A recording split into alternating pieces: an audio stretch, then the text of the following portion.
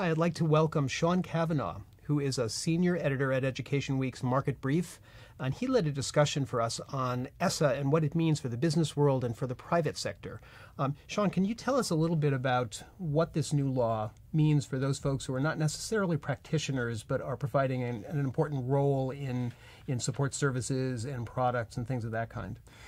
So as you know, Mark, ESSA was billed as giving much more power to states, to local school districts, and removing some of the power and authority from the federal government. So what we're hearing from a lot of vendors and a lot of district officials is that they have more flexibility in terms of how they spend money at the local level.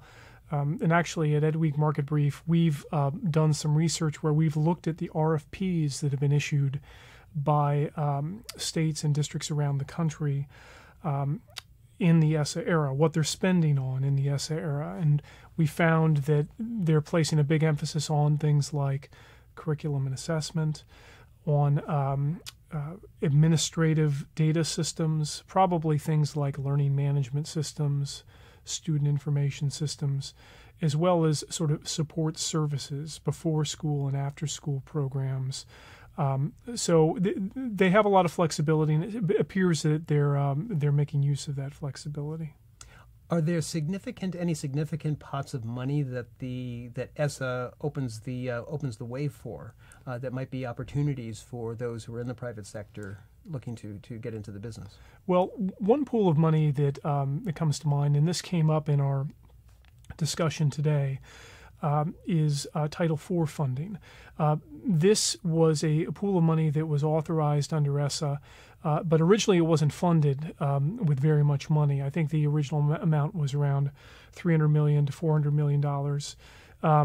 But recently Congress tripled that, and they've now put about $1.1 billion into the Title IV program. And there are certain restrictions on how that money can be spent. But at the same time, states and districts have a lot of flexibility in this area. We know that the districts have to spend a portion of that money on promoting a well-rounded education, on things that are supposed to positively affect a school climate. But it also, Title IV also leaves a lot of money available for educational technology, which is a hugely important pot of money for vendors, and one that they've been calling for a long time.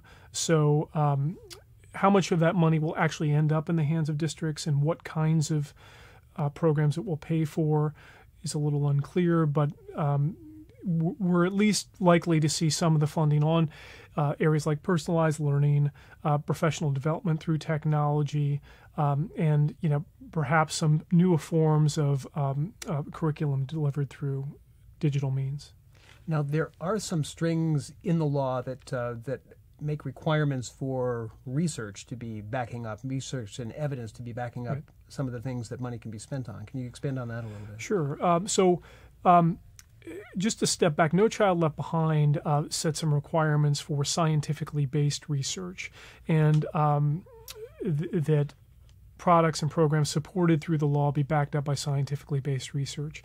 And this was widely acknowledged as one of the most ignored provisions in the law, largely because there simply wasn't a whole lot of scientifically based research to form a basis for that kind of spending, those sorts of spending decisions.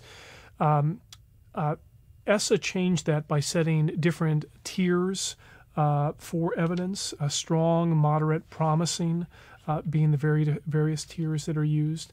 But there's still a lot of confusion as to what this means in terms of, for vendors, in terms of if their product or their program is going to be acceptable in terms of meeting the requirements under ESSA. A lot of that is most likely to be left to individual states in terms of them setting standards for that. But this came up in our discussion today. There's still a lot of confusion about what this will mean for the business community, how strictly it will be enforced. And so where this goes, we probably won't know for a few years when we look back at the kinds of programs that were adopted by, by districts and the kind of standards that states held them to. Very interesting. So a lot of opportunities here for kind of bottom line opportunities for businesses. I think that people who are looking for more information can take a look at Education Week Market Brief and also the Marketplace K-12 blog. Thank you, Sean. Thank you.